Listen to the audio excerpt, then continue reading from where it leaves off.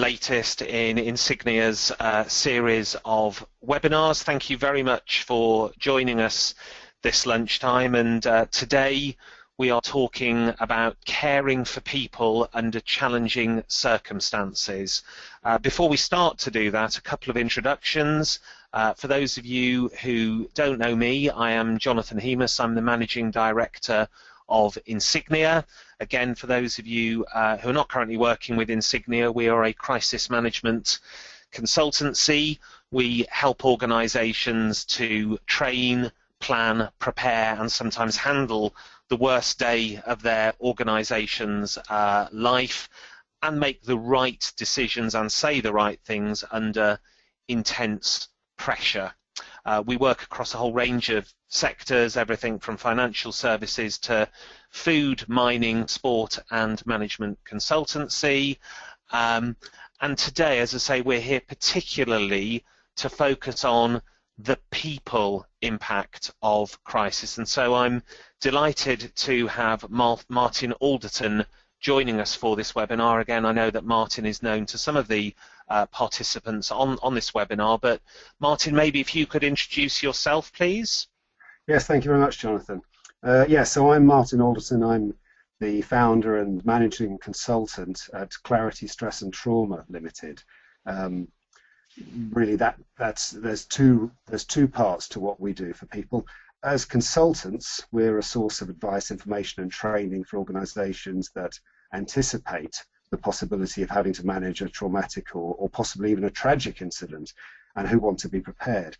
And then secondly, we also provide direct clinical support when incidents occur, which can sometimes mean travelling at short notice to a distant location. I've been doing that for about 15 years, and previously I was the manager of a community mental health team and was the founder and manager of a local authorities disaster response team.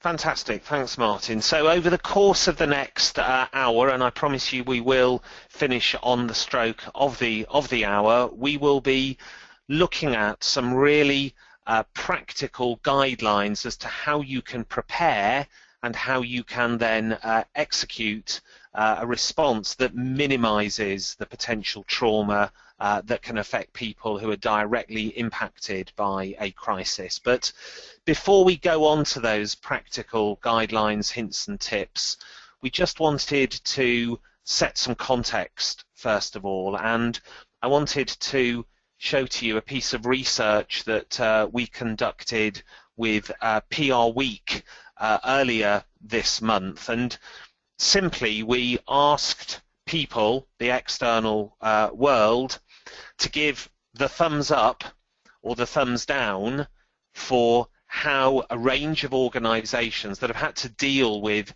crises over the last 12 months had actually managed those situations. And these are other people's views. I cast no judgment on whether they are right or wrong, but I think the perceptions are very interesting, and I think it's particularly relevant for this discussion because if you maybe look at two in particular, if you look at the left-hand side of this chart and Germanwings clearly had a hugely tragic and hugely traumatic event that was almost out of anyone's conception could happen, that a pilot would fly their own aircraft into a mountain, and yet the outside world perceives that organisation has managed that situation really well, despite the fact that if one looks at it incredibly critically and negatively, it was the employee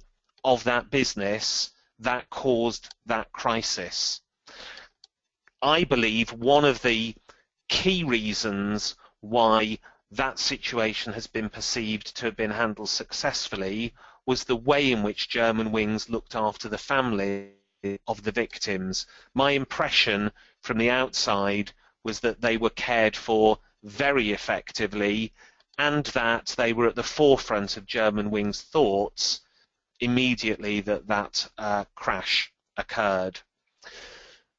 If we look to the far right-hand side of this grid, the organisation which is perceived to have managed a crisis least well is Thomas Cook with regard to the tragic events in Corfu with the death of 2 young children. And I would suggest that the reason that people think that is that any action which infers that a business cares more about their own business than the people affected by it will always cause reputational damage for that organisation. So caring for people is not only the ethically, morally and humane thing to do, it is also, I would suggest, in the very best interests of the organisation itself. And I think, as I say, Thomas Cook and the perception that business interest and legal interests were being put ahead of actually caring and supporting for the people directly affected, I think that is why they are seen to have handled that situation poorly. Always easy to look in from the outside and make judgments and be critical of organisations. I also wanted to set this discussion in the context of an incident which happened so recently that it didn't make that list of 10 key crises from the last 12 months, and that is the Alton Towers Smiler accident, because for me, again, this is an example of an organisation which had clearly trained and planned really effectively before an incident and then enacted their crisis management response really effectively, and crucially once more had put people at the very heart of that response. And just some evidence and examples of what I mean by that. You know, when the accident happened, one of the key things that Alton Towers had clearly done was they planned for how they would use online media to communicate. The bit in the blue at the top, which I know will be a little bit fuzzy on your screens, that's fundamentally their homepage following the crash. No longer were the jazzy, colourful images of rides on Alton Towers homepage. They immediately replaced it with factual, sombre, straightforward information about the latest situation. They had clearly planned that in advance. The left-hand side is just a quick grab from their Twitter feed. Again, they had planned how they were going to use social media ahead of time and were communicating actively, regularly, and in an interactive way, talking with people, not just broadcasting information at them. And on the right-hand side is a screen grab from their Facebook page. So they very much were on the front foot with regard to communication in an online sense straight away. That doesn't happen without planning and training beforehand. As a result of that, they actually were getting responses via social media which were supportive of the organisation. Now clearly, once again, the victims of the actual crash are clearly the top priority, but you got people like customer Heidi Goodwin saying, I actually think Alton Towers and Merlin are handling this fiasco really well. They clearly care and want to ensure it never happens again. Lee G, I completely agree, etc., etc. So by communicating and by doing the right things, they actually were garnering support from people out there that otherwise could have been quite critical. They also had, in my view, a very effective leader and a very effective communicator in the shape of Nick Varney, who again I believe did and said all of the right things and provided a personal touch, which is something Martin and I will come on to later with regard to the organisation's response. And if anyone hasn't seen the Kay Burley, Nick Varney interview on Sky, it's worth going to YouTube and seeking this interview out, because it's a fantastic example of composure and grace under fire, and someone communicating very effectively both through words, body language and tone of voice a caring, concerned organisation which is also responding professionally and responsibly to a hugely traumatic and difficult event. In terms of the kinds of things that Nick Varney said, and I think it is possible here to draw a contrast between the words that came out of his mouth and the words that didn't in the early stages come out of the mouths of Thomas Cook's spokespeople. Nick Varney said, "I would like to express my sincerest regret and apology to everyone who suffered injury and distress today and to their families." So a real focus on people, and more than that, someone who is not shy of saying sorry. And we know that that is often a stumbling block in the aftermath of a crisis, but not for this organisation. 5 days later, he said very clearly, very explicitly, "Irrespective of the outcome of the current investigations into the causes of the accident, we have accepted full responsibility to those who had been injured in the accident and confirmed that we will ensure that compensation will be provided to them." So the message at the top is the right sentiment. The message below is hard evidence that they're putting their money where their mouth is. Again, to me, this is demonstrable, tangible example of an organisation that is putting people front and centre, and one that is not being, I'm sure they're being advised by their lawyers, but they are not being controlled by their lawyers in terms of what they say and do. Talking of lawyers, here's a word-for-word quote from the lawyers for the victims, and it's the first time I've ever seen a lawyer for victims saying anything quite like this. "The families are satisfied that no expense is being spared in the investigation into what caused the accident on the Smiler ride at Alton Towers. They are reassured that every angle is being thoroughly covered." Now, I think when you've got the lawyer for the victim saying that, you know that your crisis management response and your communication is being successful.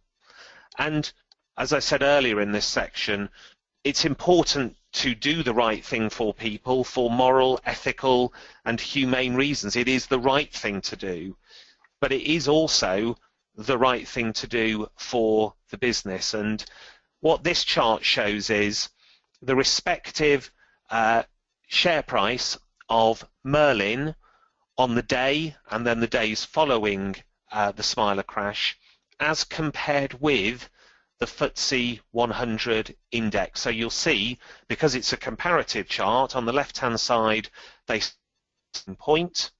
On the day of the incident, the share price of Merlin suffers a severe fall, way beyond what was suffered by the FTSE on the same day.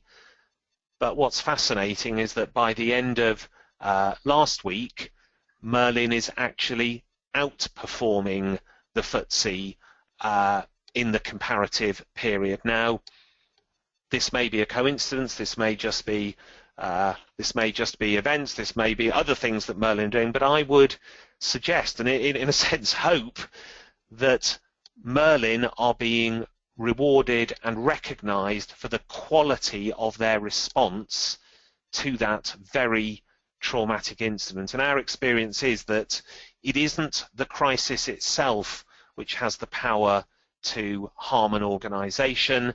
It is the organisation's response to a crisis which has the ability to either harm or potentially, not that anyone would wish a crisis on themselves, but actually has the potential to enhance how an organisation is perceived and or valued. So some context setting there. We're about to go into discussion with Martin of some of the key tips and guidelines for mounting a response that maybe mirrors some of the things that Alton Towers and Merlin did. If you do have any questions as we go through this discussion, please use the chat or question pane on your screen to pose those questions, and we will deal with as many as we can at the end of the session. In terms of the people who've joined us. I'm aware that there is a spread of industries and sectors represented. We do have people, several people from the travel sector, but we also have people from retail, financial services, food, local government, telecoms, building, consumer goods, mining, IT, and a number of others. So we will try and keep our comments and our commentary relevant to all of those sectors, because any organisation in any sector can have a tragic and or traumatic event affecting it. It isn't just the travel and tourism sector. So with that, talked about an organisation, just Alton Towers, which, you know, had the lawyer for the victims saying very positive things about them. This, you will probably recognise, are families of the victims of the MH370 crash, where, far from being supportive of Malaysian Airlines, the families became, you know, some of the biggest critics of the organisation, and one of the biggest challenges for Malaysian Airlines to manage during that crisis. And this clearly is what we are seeking to avoid. And I guess in terms of learnings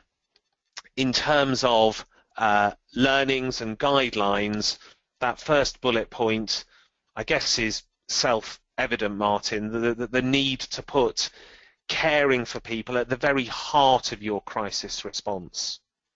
Yes, I'd entirely agree, and I've seen some well-written incident management policies which make that point very early on. First and foremost, look after the people. Everything else is secondary. Doesn't mean everything else is unimportant, but everything else is secondary. If you look after people successfully, generally speaking, other things will follow. Yeah, so it's both the right thing to do, again, to be a humane, responsible organisation. It is also in the organisation's own best interests.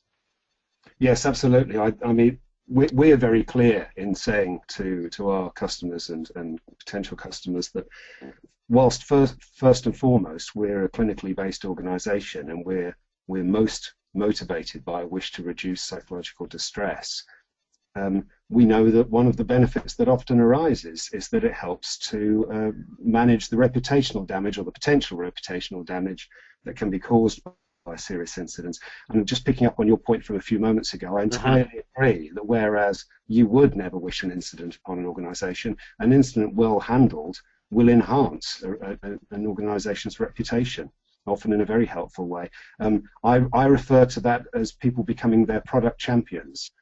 And yeah, I'm glad to say I've had that experience a number of times, where customers and indeed, you know, staff members have gone away from an incident that's been very well managed, saying they'll be telling people how well managed it was, and what a professional organisation it was that unfortunately had this event happen to it. So if we talk about planning an effective response to traumatic events, you know, things that we can do beforehand to give us a head start, would you say that preparing a list of potentially traumatic events is a good starting point for an organisation's planning, Martin? I think it's a wise thing to do, as long as it's not relied upon too much, partly because, of course, it's almost impossible to produce an exhaustive list of the things that could potentially happen. I think for any organisation it's a sensible thing to carry out a risk assessment that's likely to identify a range of obvious issues that could occur, and that they can then use that to model some of their incident management planning. But I would argue that the most important thing in determining what is and what isn't a traumatic incident is the experience of the people that actually had it happen to them, not whether or not that incident appears on a list.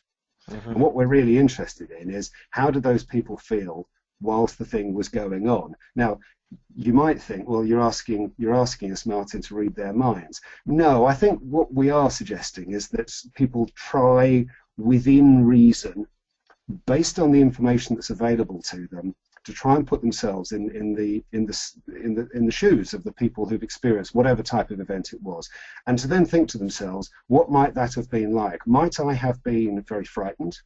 Might I have felt helpless? And might I have witnessed something horrific? And if the answer to any of those questions is yes, that's very likely, then you've probably got a traumatic event. And it doesn't matter whether or not that event happens to appear on your pre-existing list. And you talk in the second bullet point about being alert and sensitive. What are some of the potential signs or signals you should be looking out for? Right, now this is a tricky area, because I've heard this on many occasions in the past from organisations after something has happened that they fear could be traumatic, and where they say quite sensibly, you know, we're on the lookout for signs of trauma. Now, a problem with this is that a lot of the reactions that people have after traumatic events are frankly invisible.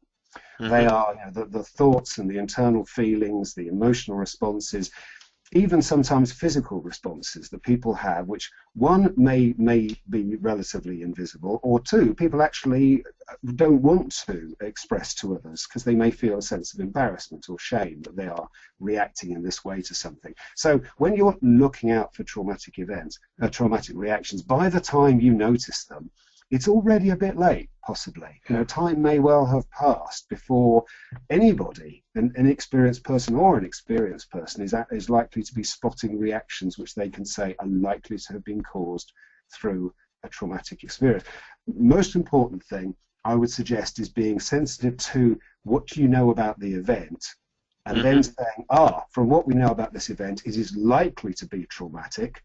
Therefore, that realization gives us the opportunity to be proactive and avoid losing that time. The most valuable commodity is so often is time, isn't it? If you're allowing that time slip through your fingers, waiting to see what happens, then you are risking losing the goodwill of the people who've been affected. So considering your own organisation, and yes, you know, working out a list of the most obvious potentially traumatic events, whether you're a building company, a bank, or an airline, is sensible, but equally important is being flexible in your thinking and recognising that even though an event isn't on your list, if it's causing trauma and needs to be dealt with in that way. Absolutely. I can guarantee there will be people listening to us now who can look back on experiences that they're aware of that don't appear on any list, where people would have said, well, would you believe it? Who'd have thought such a thing could happen? But it happened, and they found themselves having to manage it. So yes, you know, what you say is absolutely right. Okay, we talk here about writing a family welfare policy ahead of time. Two questions there really, Martin. What are the advantages of writing that family welfare policy ahead of time, and what should it cover? Right. Well, a family welfare policy is, I would suggest, a very helpful, invaluable part of management plan, whether your incident management plan is called, you know, a crisis management plan, whatever terminology that your organization uses. Now, when do you need a family welfare policy? Well, in a situation which for most organizations is going to be relatively unusual, and I accept that, but if it happens, you'll be very pleased if you've thought about it in advance. And this is a situation where, let's imagine you've got relevant people who've been injured, and they're in hospital, and your organization has decided that the right thing to do is to accept responsibility for helping to organize and pay for, at least initially, pay for the welfare needs of relatives who are traveling to the area where their loved ones are in hospital. So what are you going to potentially pay for? Well, you're potentially going to pay for travel and related travel issues. That can include things like insurance and the cost of visas, for instance. You're going to possibly pay for accommodation.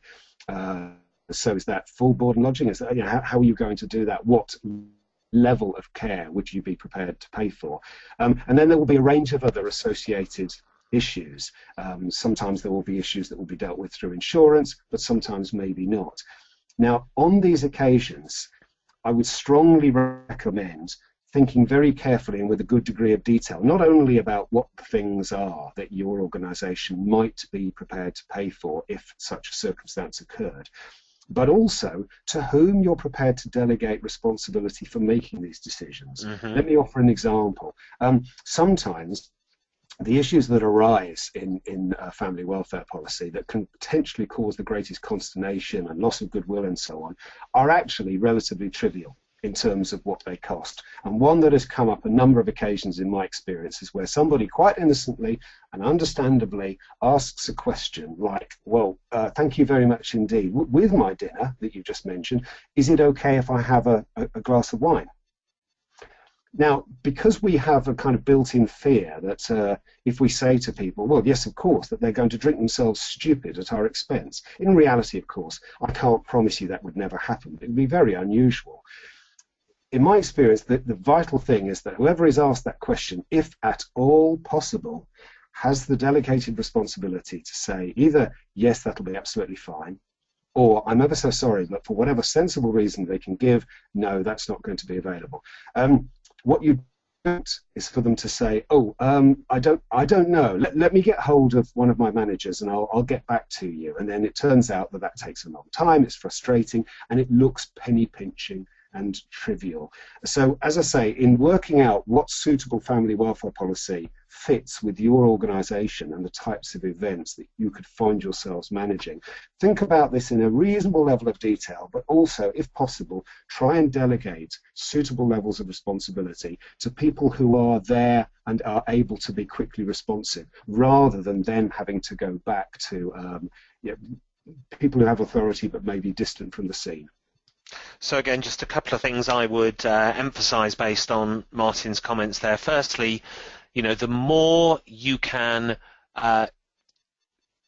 simplify decision making ahead of time by having put policies and procedures in place that are already determined, agreed, and available ahead of time, the easier you will make your lives and the better decisions you will make when you are under intense pressure during a crisis. So do the thinking in peacetime so that you don't have to make difficult decisions, maybe badly, on the hoof during war.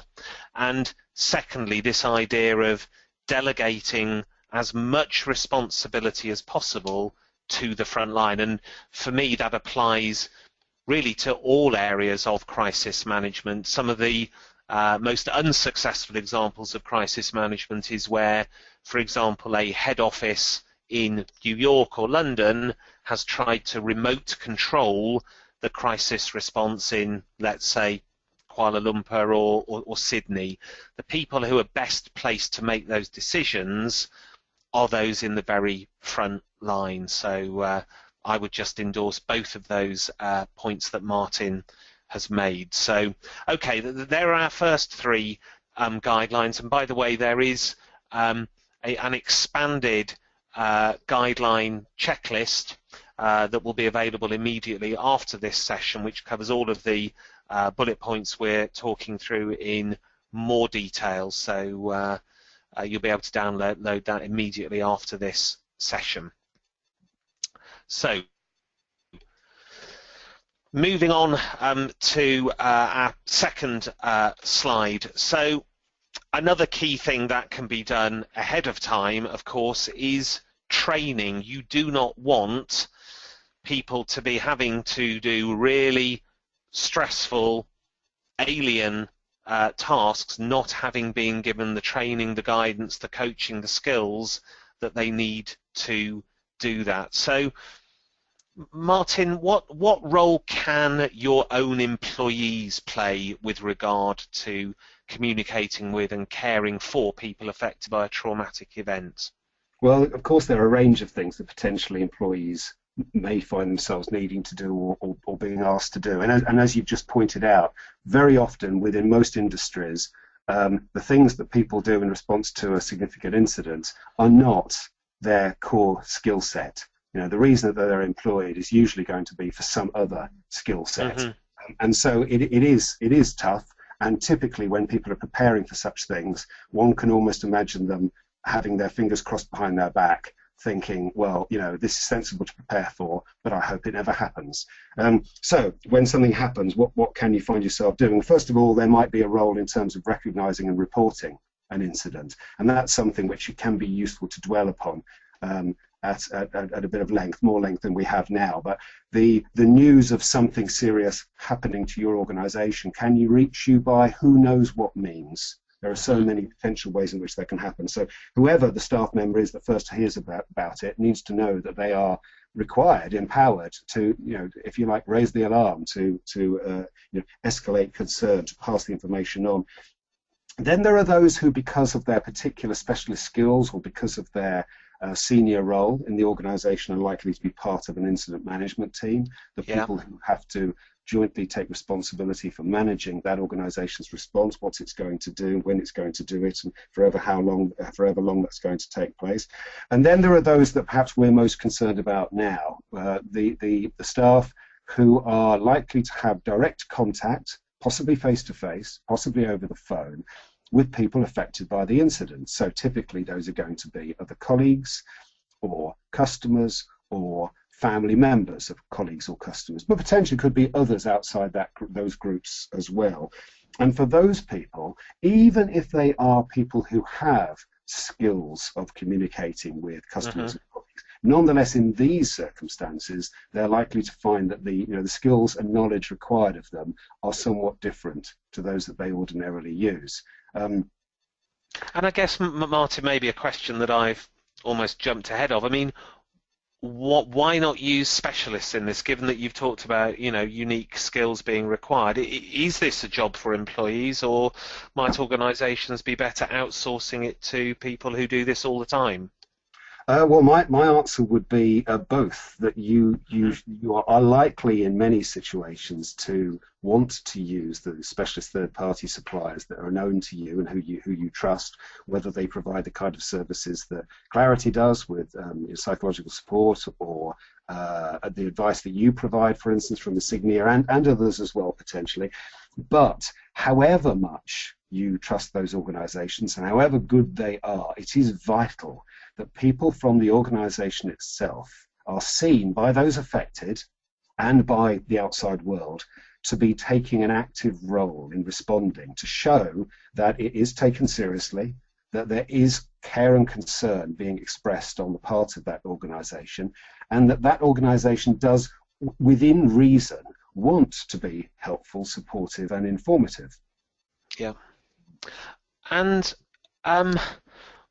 would you anticipate staff coming from particular functions? HR, I guess, is one that springs to mind, or is it all about the individual personal characteristics of the individuals? Again, a little bit of both, and a lot comes down to the organisation, who's available, what sort of things they might find themselves needing to do. I've seen a range of very sensible responses. I've seen those occasions where an organisation has turned to a human resources department because it just so happens that their HR team is big enough, if you like, to provide a group of people who've already got some skills common to those that might be required by the role that we call diffusers. The diffuser is somebody who's in direct contact with people affected by an incident in order to help look after them on behalf of the organisation. So if your diffusers come from your HR team because your HR team is big enough, well, that's great. I've also seen people drawn from customer services roles, and when I was leading a team on behalf of a local authority, we had a wide group of people, but they all came from a health or social services background, and so had some kind of background in the helping professions. Within other organisations, it might be sensible, if you are casting more widely to see who would be interested and who would volunteer to potentially be trained up for a role like this, to then not necessarily just accept anybody and everybody who comes forward, however good and generous it is of them to be prepared to volunteer themselves. There are some personal qualities which perhaps are more desirable, and some which is perhaps best to try and eliminate if possible. And what would be the qualities you would be looking for, and in the nicest possible way, what kinds of individuals might you say are best suited to a different role within the crisis?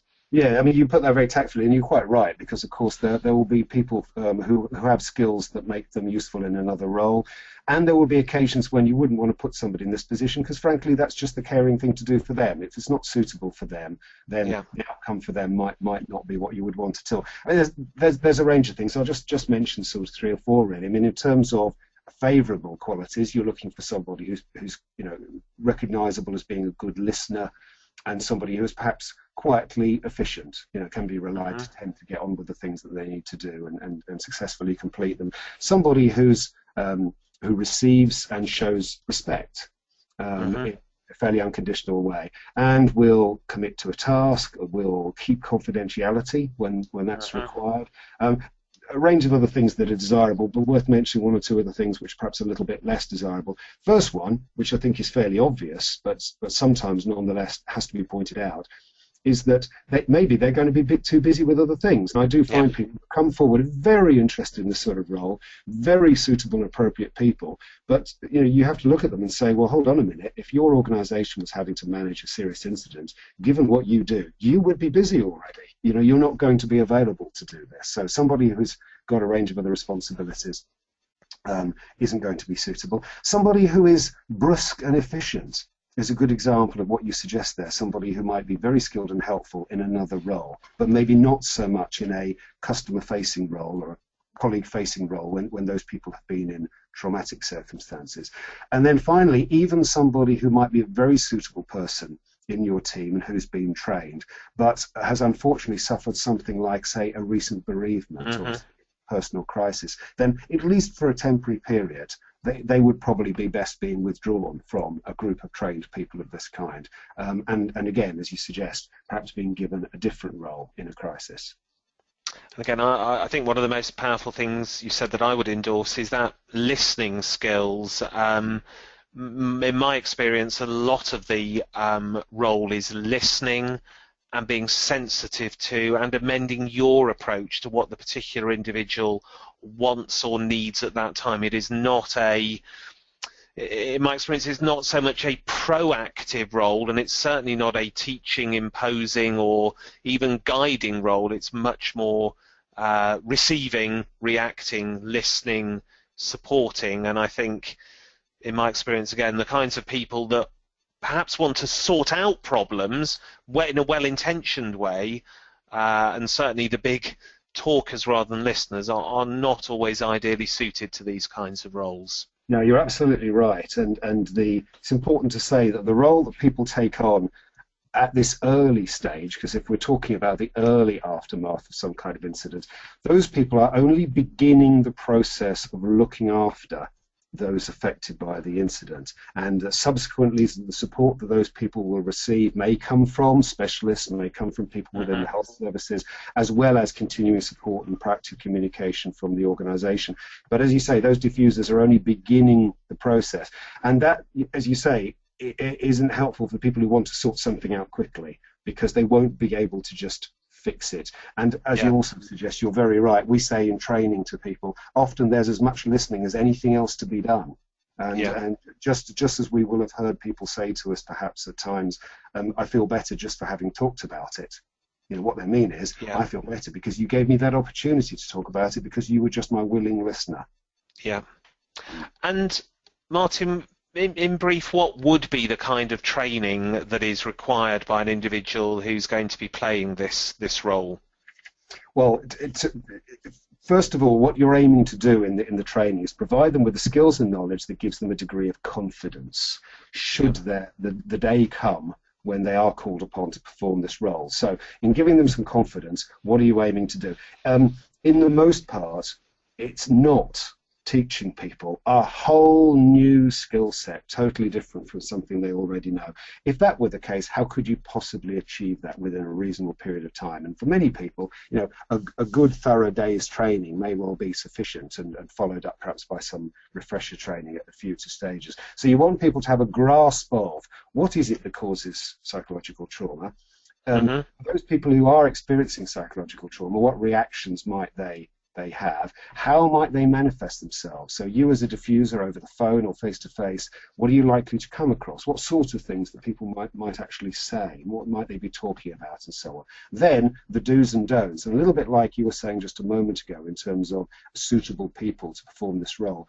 Often the list of don'ts is actually a bit longer than the list of do's, because it can be, as much as anything, having an internal filter that stops you from saying and doing daft things that will harm goodwill and give a wrong impression. That's as important as anything else. So there's a list of sort of do's and don'ts, which, as I say, for most people, they will agree are just fairly sensible, helpful things. A lot of people who complete this training say, I'm really pleased to discover that what you've recommended are the sorts of things I probably would have done. But now I've heard that, I just feel so much more confident and happy that I would be able to perform this role successfully. And then a big part of the role, I think, is, and perhaps we'll touch on this again in a moment, is people knowing the importance of looking after themselves as well. Yes. Okay, so the next key piece of advice is to be prepared to communicate promptly. And I guess my question on that, Martin, is when we think about, you know, family members, employees, customers, those who may be suffering trauma or at risk of suffering trauma, what are the dangers or pitfalls of not communicating promptly?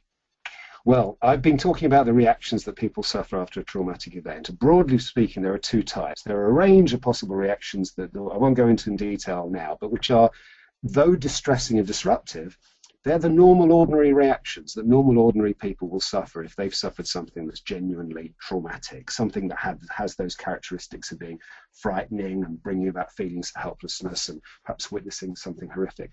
However, if that isn't acknowledged, if people aren't looked after quickly, there is the potential for another set of reactions, another type of reactions, which we tend to call secondary trauma. Really what that is that's anger and bitterness and resentment that arises from a perception that you haven't been looked after properly. And one of the big ways that you can produce that feeling is by having been slow. And if you don't respond quickly enough, you will run out of the goodwill, the kind of the honeymoon period that typically occurs after an incident, which we generally call the golden hour or something similar. It's not really an hour long. Thank goodness it's usually a bit longer. But it's still very important that an organization tries to proactively communicate with people as promptly as possible, expressing that they are taking this thing seriously, they are showing care and concern, they do want to be as helpful, supportive, informative as they can, or else they risk that secondary trauma, which is a very, very damaging reaction. Okay, and then the next piece of advice is be prepared to communicate proactively. And I guess, is there any risk there, Martin, of being seen to poke your nose in where it's not wanted in terms of connecting, communicating with people who are suffering trauma? Yeah, I think it's an understandable concern, and I often hear people express that sort of concern, you know, saying things like, well, if we get in touch, and by doing so we're reminding them of it, and we might be upsetting, is that really such a good idea?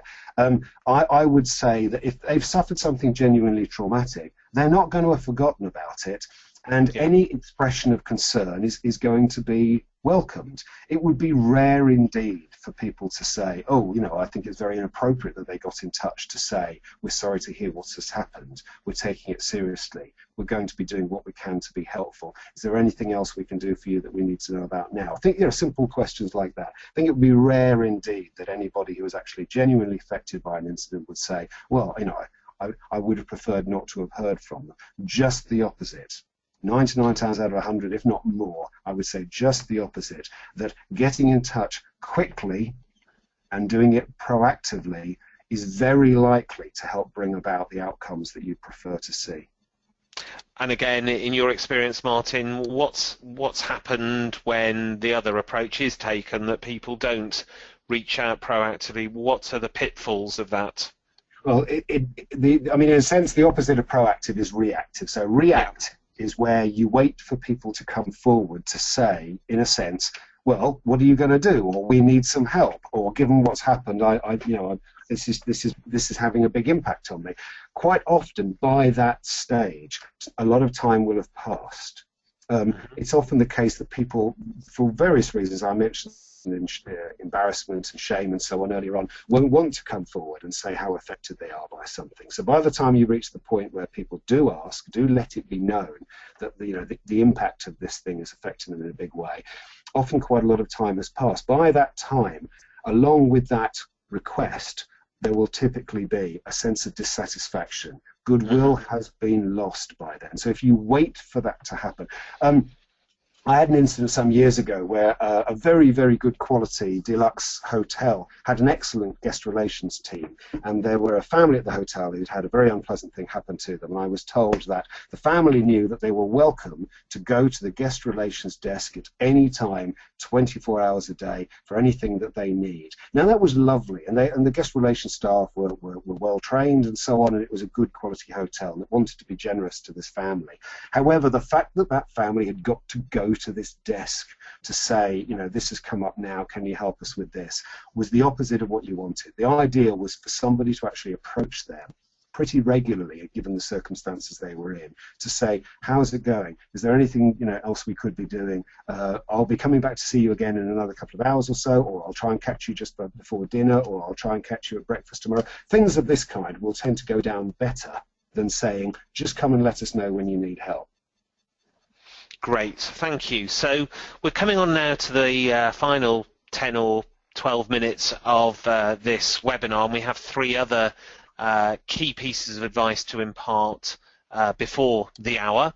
I would also just encourage you again, if you have any questions that we can pick up in the last 3 or 4 minutes of this call, please do post them via the question or chat pane. So let's move on to the final slide, and this is the Chief Executive of Cantor Fitzgerald, the organisation that was most affected by 9/11. And the reason for putting that picture up is, our first piece of guidance is to be prepared to communicate personally, and that was something that he, as the leader of that organisation, did. And as we mentioned earlier, it was something that Nick Varney at Merlin also did. But Martin, more broadly, what do we mean by be prepared to communicate personally? What does that look like? Yeah, well, I think there's two bits to it, really. One is the kind of proactive bit, one's the reactive bit. Proactively, it's what you've just mentioned there. I think it's where the leader shows their face, and I know that this is advice that you would give and that you would be very skilled in providing to people. So making sure that the face of the organisation is not some unknown spokesperson, but that is instead somebody significant. And I often find myself saying to customers, you want somebody with the most senior job title you can possibly get. What you don't want is for people to be hearing from somebody who sounds a little bit junior, and then for them to be asking themselves the question, where's the boss then? So where is the chief executive? Why aren't we seeing them? And I think we're aware of sort of famous examples from the past where that's been done well. From my point of view, personally, means that the individuals who've been affected by something, whether those are colleagues, customers, family members, that they don't feel as if they've been somehow ignored, sidelined, missed out. So what you want ideally is that everybody would say, yes, somebody paid me attention, somebody asked me how I am, somebody was interested to listen. Even if I didn't have very much that I needed to say to them, they would have given me the time to listen had I wanted to. So avoiding broadcasting general messages, but actually plugging into the specific needs and interests of individual people affected by what's happened. Yes, indeed.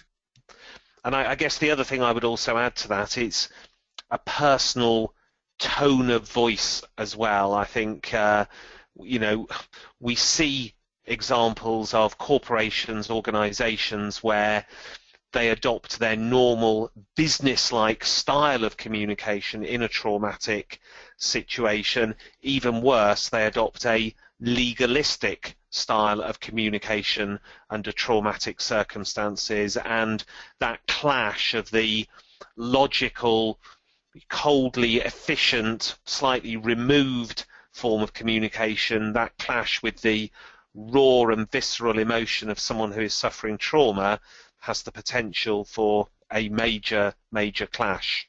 Yeah, you're absolutely right. I mean, it's what we were saying earlier on, wasn't it? That the skills and knowledge that those managers or employees have are probably a completely different skill set to those that they require in the aftermath of an incident. So it is tough. People do need some training or preparation if they're likely to handle it well.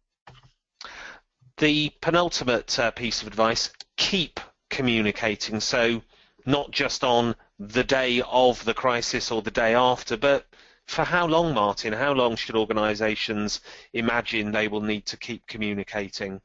Right. Now, it can in some cases be a long time. And I think the big division here is whether or not you have an incident that's been tragic, that's resulted in anybody losing their life. And I think what you're looking for is for the balance between proactive and reactive communication. So this is where you may have somebody who at the early stage was given responsibility for being the main point of contact for maybe a given individual or a given family.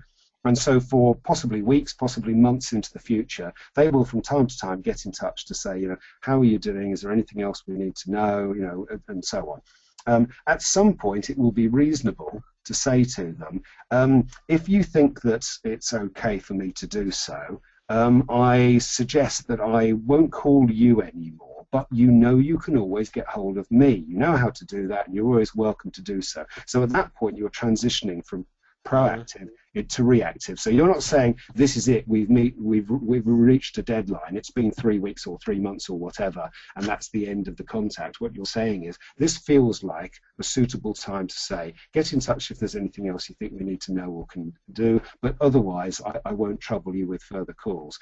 When there has been a death, that's likely to be a longer period. I think it's sensible for organisations to definitely think in terms of the first year, to still be in contact with people at the first anniversary of that fatal incident.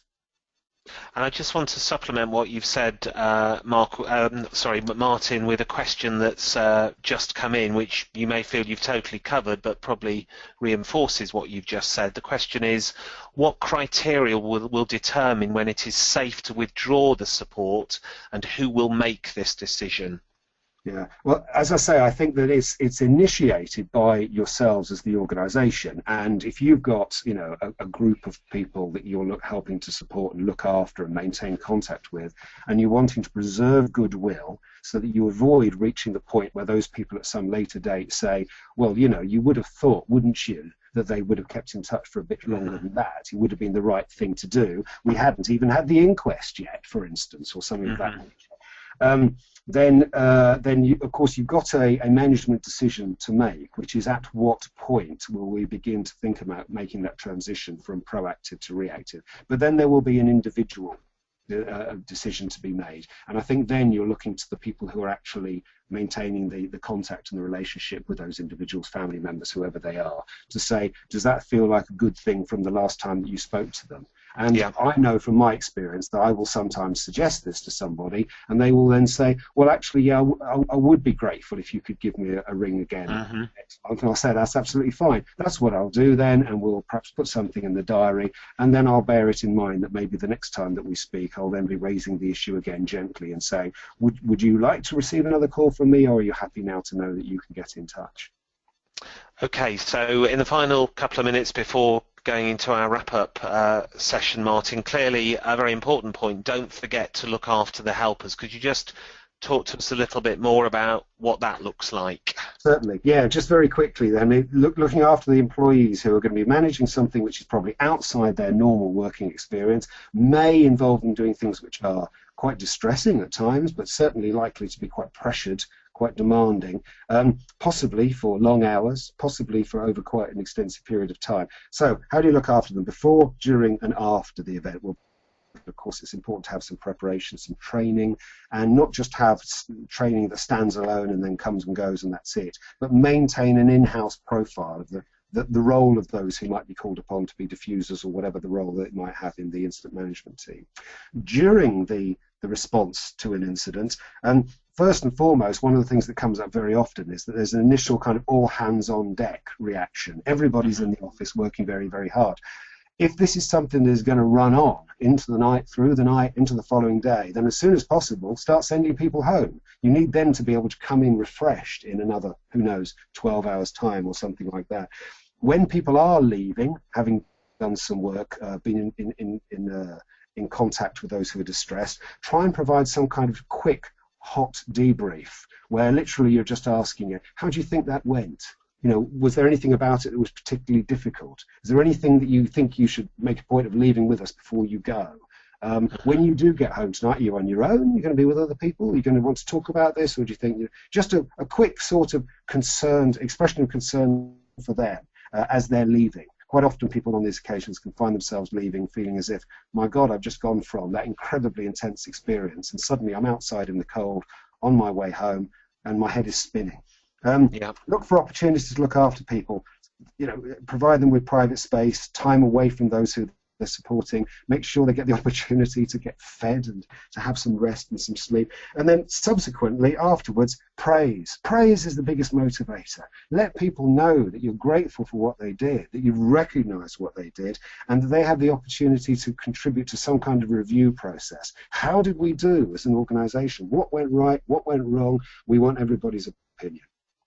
Fantastic. Martin, one quick question before I summarise and let people know what other resources we have available to help in this area.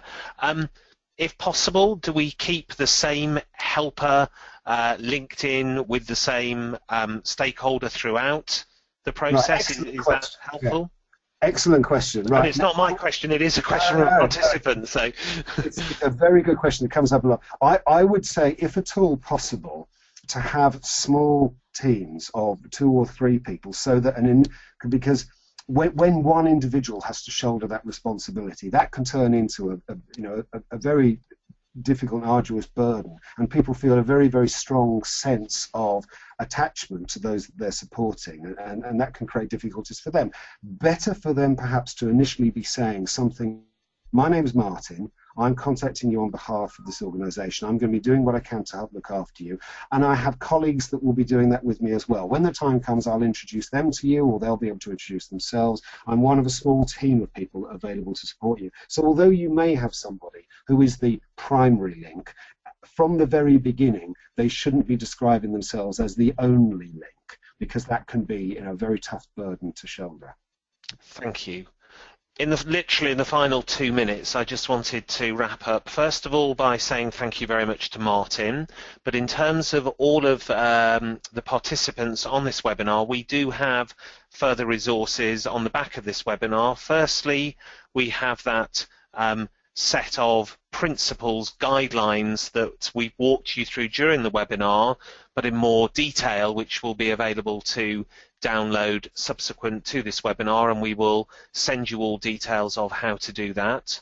We also have what we've called 10 Crises, 10 Insights, the Thomas Cook example, and that graph you saw right at the start. We have a very short leaflet looking at those 10 situations, everything from Virgin Galactic through to FIFA, to say what was it about that organisation's response that you might like to bear in mind for how you plan, train or handle a situation of your own. And the final thing is, as per usual on these webinars, we are offering 3 free crisis audits for anyone who's participated in this webinar who would like to benefit from that. Basically, we take a look at your current plans and processes and then come in for a 1-hour meeting and give you an assessment of where you stand. If you'd like, we will invite you to request one, and the first 3 will get one.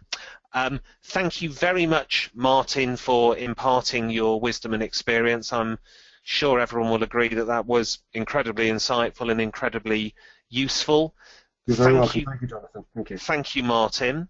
Thank you to everyone else for joining us. You will also be able to get hold of this presentation and an audio version of it, again, subsequent to the webinar, and we'll let you have the links and details to do that.